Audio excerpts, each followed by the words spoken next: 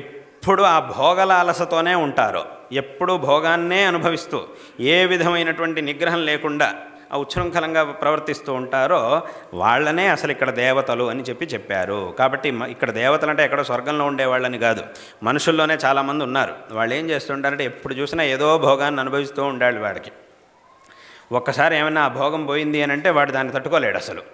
కాబట్టి ఇది పనికి రాదు, ఇలా ఉండకూడదు. మనిషి అనేటటువంటి వాడు ఎలాగైతే ఇప్పుడు ఒకవైపు నుంచి సంపాదిస్తున్నాడు, ఉద్యోగం చేస్తున్నాడు, సంపాదిస్తున్నాడు, ఇంకోవైపు నుంచి ఖర్చు పెడుతున్నాడు, అనుభవిస్తున్నాడు. ఈ రెండు జరుగుతూ ఉండాలి. ఈ రెండిట్లో ఏది ఆగడానికి వీల్లేదు. చక్కగా సంపాదించాలి, అనుభవించాలి, అనుభవిస్తూ ఉండాలి, సంపాదిస్తూ ఉండాలి. నేను సంపాదించను అనుభవిస్తూ ఉంటాను అని అంటే ఎన్ని రోజులు అనుభవించడానికి అవుతుంది? కొన్నాళ్ళకి అంత క్షీణం అయిపోతుంది. ఆ తర్వాత అనుభవించడానికి ఏమీ ఉండదు, మళ్ళీ కష్టపడాల్సి వస్తుంది. కాబట్టి ఒకవైపు నుంచి అనుభవిస్తూ ఉండాలి, ఒకవైపు నుంచి సంపాదిస్తూ ఉండాలి, ఇంకోవైపు నుంచి ఖర్చు పెడుతూ ఉండాలి, అనుభవిస్తూ ఉండాలి. కాబట్టి అదే రకంగా మనిషి పూర్తిగా ఈ భోగముల్లోనే మునిగిపోకూడదు, ఈ ఇంద్రియ నిగ్రహాన్ని విశేషంగా పెంచుకోవాలి అనేటటువంటి విషయాన్ని అక్కడ ఉపదేశం చేశారు. ఇది మొదటి విషయం. అలాగే ఎలాగో దానం అనేది మనుషులకే చెప్పారు కాబట్టి అసలు ఇంకా అక్కడ ప్రశ్నే లేదు. ఈ దయాగుణం అనేది ఎవరికి అనంటే మనుషులకే.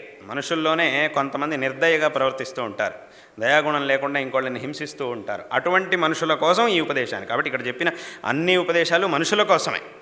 కాబట్టి ఈ ఉపదేశాలని ఆ బ్రహ్మ ఆ వర్షాకాలం వచ్చినప్పుడల్లా ఆ శబ్దం యొక్క రూపంలో మనకి చెబుతూ ఉన్నాడు. అయితే మనకి ఇక్కడ ప్రశ్న వస్తుంది, ఎక్కడండి ఆ శబ్దం వింటే దా దా దా అన్నట్టు ఉంటుందా? ఆ శబ్దాన్ని విన్నప్పుడు అలా ఏం అనిపించట్లేదు కదా. దకారం ఇప్పుడు ఏమన్నారు?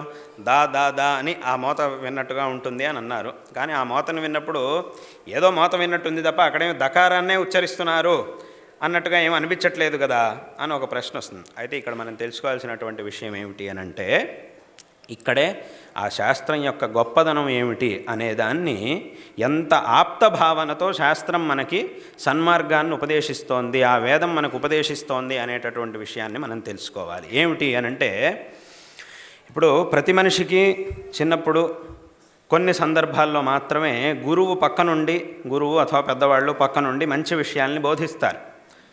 చాలా తక్కువ మంది మాత్రమే గురువు బోధించినటువంటి విషయాల్ని జీవితాంతం చక్కగా గుర్తుపెట్టుకొని ఆచరిస్తారు.